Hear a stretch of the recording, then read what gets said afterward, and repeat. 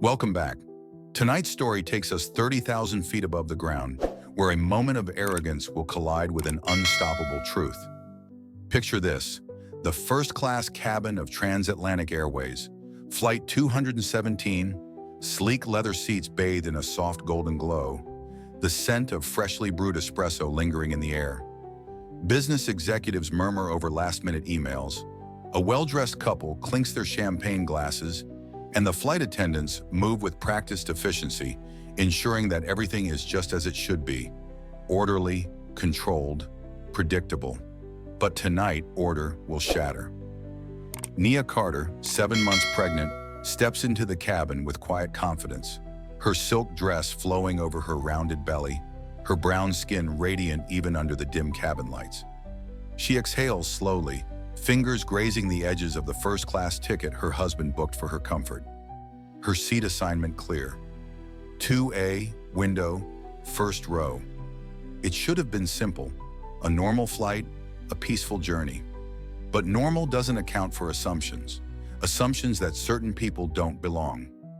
Paige Larkin, the senior flight attendant, catches sight of Nia and stiffens, her practiced smile faltering for just a second before she corrects it. A second is all it takes for prejudice to settle in like a reflex. As Nia eases into her seat, adjusting the small pillow behind her, the cabin door clicks shut. The world outside disappears, leaving behind only the hum of the engines and the quiet ticking of unspoken judgments.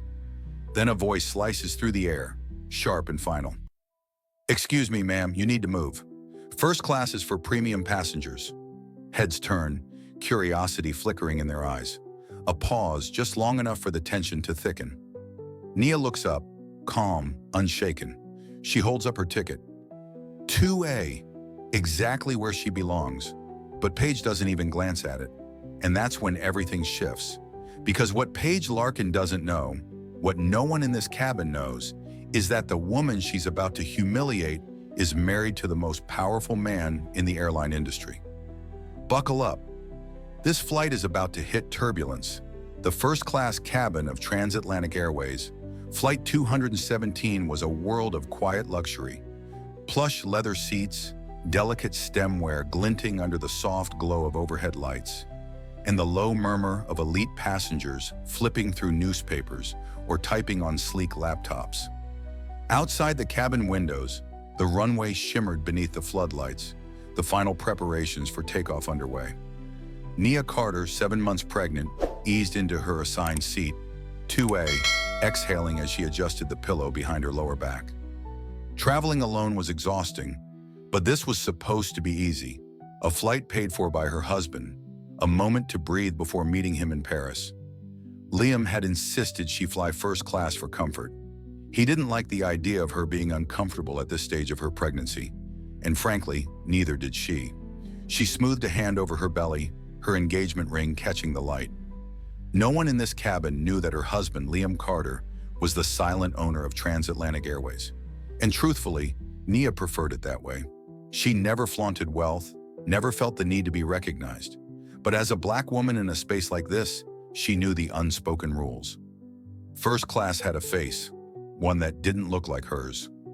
Across the cabin, Paige Larkin, the senior flight attendant, scanned the seating chart on her tablet. Her eyes flicked up, landing on Nia.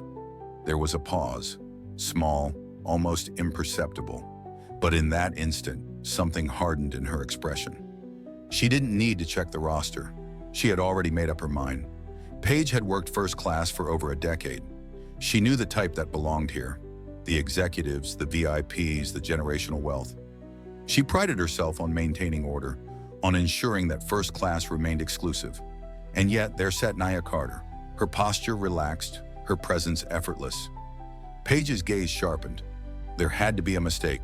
She strode forward, her steps precise, her polished shoes barely making a sound against the carpet. "Excuse me, ma'am," she said, her voice firm but laced with artificial politeness. "I believe you're in the wrong seat." Nia turned her head slowly, not startled, not defensive, just waiting. She had felt this moment coming the second she stepped on board. It was always there, the unspoken challenge. "Prove you belong." She pulled out her ticket, holding it up without a word. Paige didn't even look at it. "Are you sure this seat is yours?" Paige pressed, her tone sharpening. A few nearby passengers lifted their heads at the exchange, some pretending to be uninterested, others watching with veiled curiosity. Nia's grip tightened around the armrest. She had been here before. Different places, different faces, same tone. Suspicion disguised as procedure. "My husband booked it for me," she said evenly. "That did it." Paige's eyes flashed with something close to contempt. "Ah," she said, drawing out the word like a slow, unraveling thread. "I see." And suddenly Nia did see. This was no misunderstanding. Paige wasn't questioning the ticket. She was questioning her. Paige straightened, flipping her tablet shut with a practiced click. "I'll have to verify that. In the meantime, I'll need you to move to economy so we can complete boarding." The cabin fell into a suffocating stillness. A businessman sitting across the aisle shifted in his seat, adjusting his tie. The woman in 2C, a middle-aged socialite with perfectly styled blonde hair, raised a delicate brow but said nothing. Nia inhaled slowly, measuring the weight of the moment. She could already feel the choice pressing down on her. Stay silent and move, making it easy, or stand her ground and force them to see her. Her hand drifted to her belly, a protective gesture. For her son, for herself, she chose the latter. "You can check my ticket," she said, voice steady, "but I'm not moving." The words landed like a challenge. For the first time, a flicker of something crossed Paige's face, something dangerously close to irritation. The cabin held its breath, and then, just like that, Paige Larkin made a decision. The moment stretched, taut and unyielding, as Nia Carter held her ground. The first-class cabin, once a sanctuary of quiet luxury, was now a stage. A silent audience watching a confrontation unfold in real time. Across from her, Paige Larkin squared her shoulders, her forced politeness thinning, cracking at the edges. "Ma'am, I'm going to ask you one last time. Please move to economy so we can complete boarding."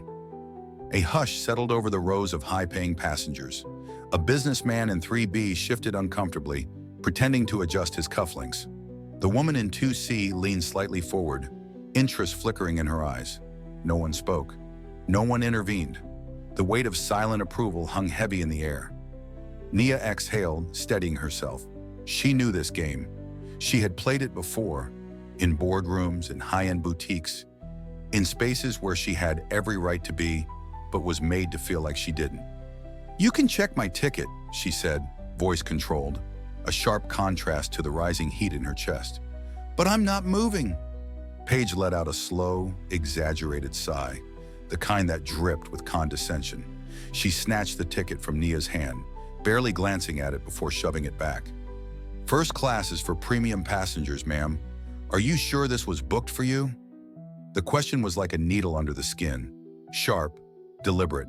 Nia didn't flinch, didn't blink, but something inside her shifted, hardened. "I paid for this seat," she said carefully. "Well, my husband did." That was the mistake. Paige's lips twitched, almost imperceptibly. A flicker of something crossed her expression, something close to amusement, mockery even.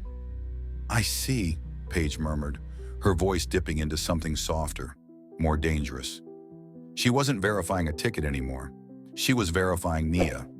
It was there, in the flick of her gaze, in the way her eyes dropped, just for a second, to Nia's belly. Nia felt it like a slap. A new tension rippled through the air, an invisible but undeniable shift. Paige wasn't just questioning whether the seat was hers, she was questioning whether someone like her could belong here at all. Nia's fingers curled over the armrest, her grip tightening. She had spent years fighting for the right to take up space without explanation. She wasn't about to start justifying herself now. "You can check with the front desk," she said, her tone still even, but there was an edge now. "I'll wait." Paige's smile tightened. A flicker of something crossed her face, a flash of irritation, control. She was losing it. "That won't be necessary," Paige snapped, her voice cutting through the cabin like a whip. "I don't have time for this. If you refuse to move, I'll have security remove you from this seat." A ripple of murmurs spread through first class. People were paying attention now, but still no one spoke up. Nia felt the eyes on her, judging, weighing, calculating. She could have just let it go. Moved, made it easier. But she didn't. Instead, she leaned back, resting a protective hand over her belly, and said the 4 words that changed everything. Call whoever you need. For the first time, uncertainty flickered in Paige's eyes. And just like that, the battle lines were drawn. The hush inside the first-class cabin felt unnatural. Too thick, too charged, like the air before a storm.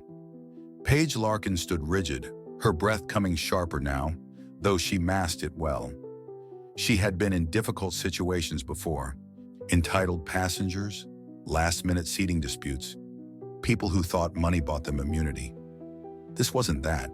This was different. She could feel it in the way the silence had changed. Moments ago, she had been in control, commanding order with sharp authority. Passengers obeyed, flight attendants followed, and first class remained precisely as it should be. But now there was a disconnect, a feeling she couldn't shake. It wasn't just the way Nia Carter met her gaze without fear, or how she refused to shrink beneath Paige's unyielding presence. It was the way the cabin itself seemed to hold its breath. The way eyes that had once flickered with idle curiosity now watched with something else, an unease that mirrored her own. Something was wrong, and Paige couldn't figure out why. She glanced at the ticket still clutched in Nia's hand, suddenly aware that she had never actually read it. Her stomach twisted. Paige had been so sure, so certain that she hadn't even needed to verify. But what if? No, impossible. She squared her shoulders, forcing her voice to hold its usual crisp authority. Ma'am, this is my final warning. But before she could finish, Nia moved.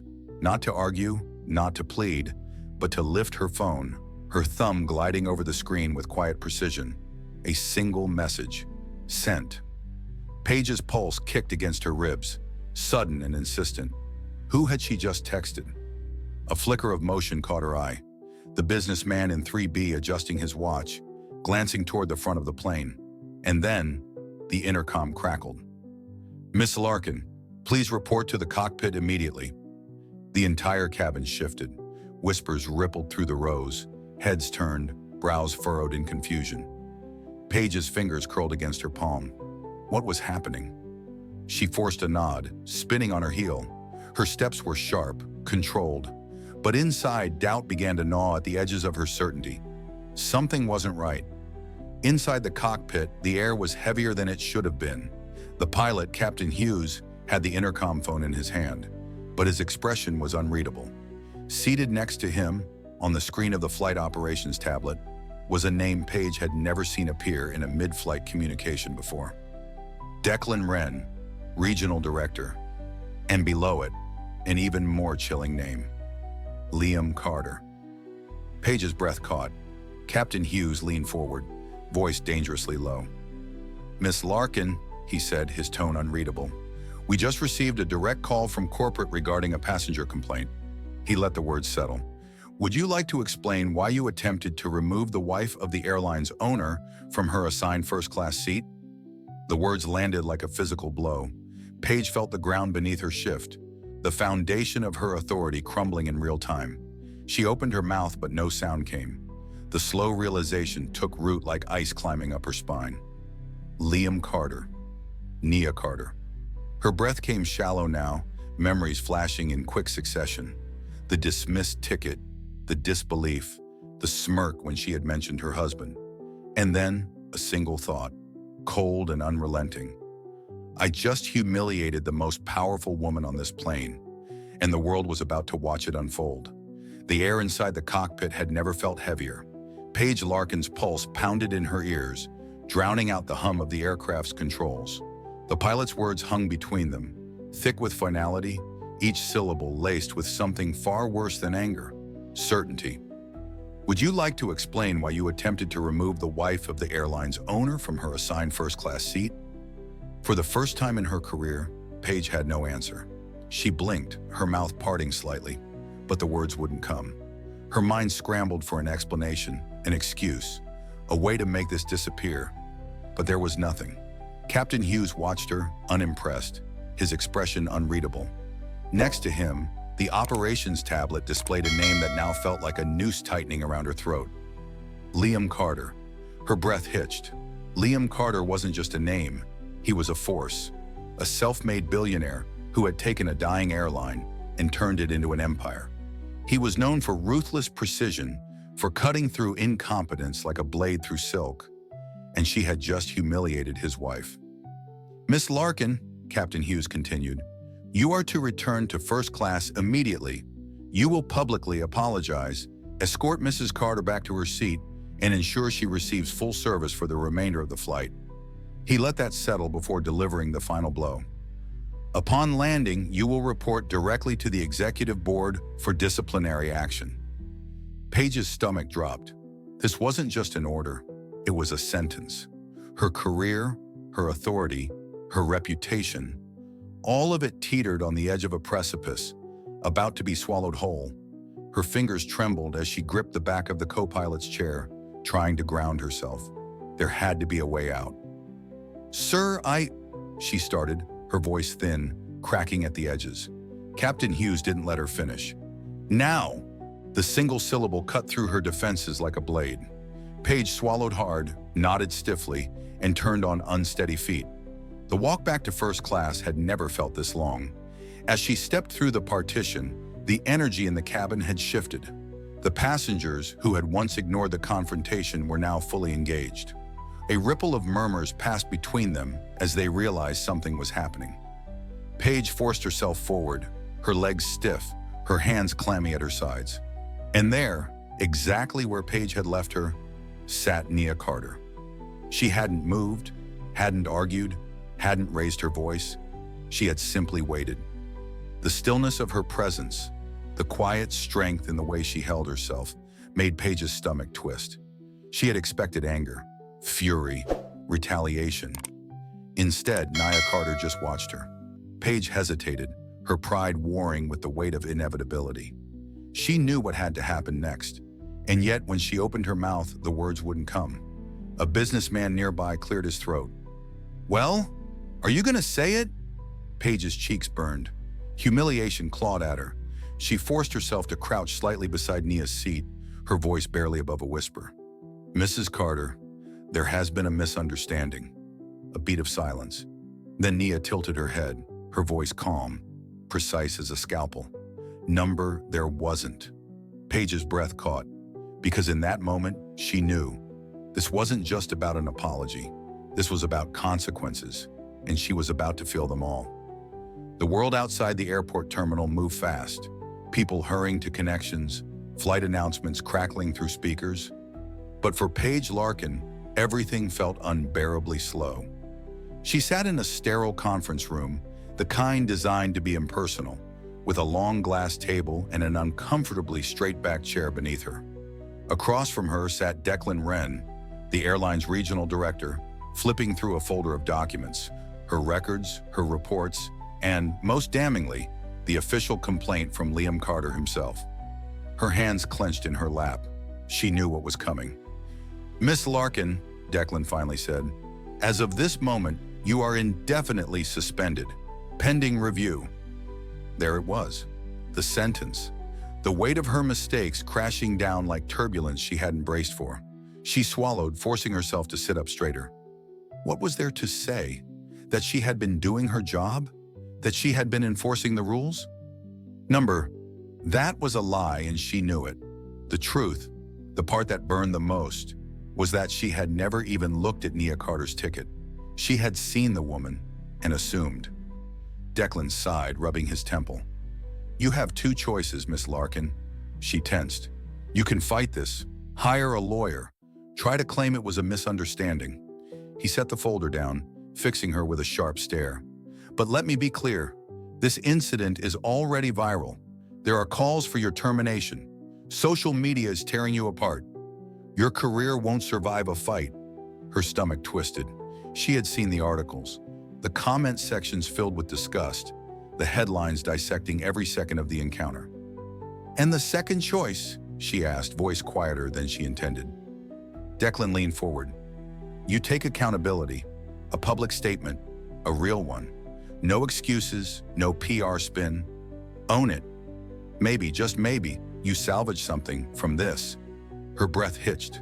Take accountability. The words felt foreign, unfamiliar.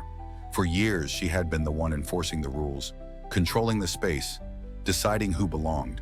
But now she was on the other side, and she hated it. But more than that, she hated that she had been wrong. Paige inhaled sharply. What if I apologize and it doesn't matter? Declan shrugged. Then you still did the right thing. Silence settled between them, thick with something unsaid. Finally, Paige nodded. Not because it would fix everything, not because it would erase the mistake, but because it was the first step in proving to herself that she wasn't beyond redemption. The next morning, her name trended again, but this time for different reasons. Her statement was short, direct, and, for once in her life, honest. I made an assumption that never should have been made. I acted without verifying facts. I treated Mrs. Carter unfairly, and I take full responsibility for my actions. No excuses, no justifications. I was wrong. Some people didn't believe her, and maybe they never would. But others saw something different. Not redemption, but the beginning of change. The airport was buzzing, cameras flashed, reporters murmured into microphones, and passengers scrolled feverishly through their phones. The story had spread like wildfire, from social media outrage to primetime headlines. Flight attendant attempts to remove airline owner's wife from first class faces instant consequences. Some called it karma, others called it justice. But at its core, it was a reckoning. Nia Carter stepped through the VIP terminal, unbothered. Dressed in an elegant yet simple ensemble, she held herself with the same quiet dignity she had on that flight. If the world expected her to gloat, they would be disappointed. She wasn't here for revenge. She had already won. Outside, Liam Carter stood by their car, waiting. The moment he saw her, he pulled her into a careful embrace, pressing a kiss to her forehead. "You okay?" he asked. Nia smiled, a slow, knowing smile. "I was always okay." Meanwhile, Paige Larkin sat in the shadows of an airport cafe, phone screen glowing in front of her. Her own name plastered across news feeds, dissected, debated. She had spent years deciding who belonged in first class, and now she didn't even know where she belonged. As she read through the comments, one phrase stuck with her, one simple truth buried beneath the chaos of it all. The real measure of power isn't in the seat you sit in, it's in how you treat the people around you. She exhaled shakily. For the first time, she understood. The world would move on from this story. But for her, this was only the beginning. If you love this wild ride at 30,000 feet, where one moment of arrogance turned into a viral reckoning, then buckle up, because there's so much more to come. Subscribe to X Daily Stories, your front row seat to gripping tales that twist, turn, and leave you thinking. We're dropping fresh, cinematic stories every week, drama, suspense, and lessons that stay with you long after the credits roll. Don't miss out. Hit that subscribe button now.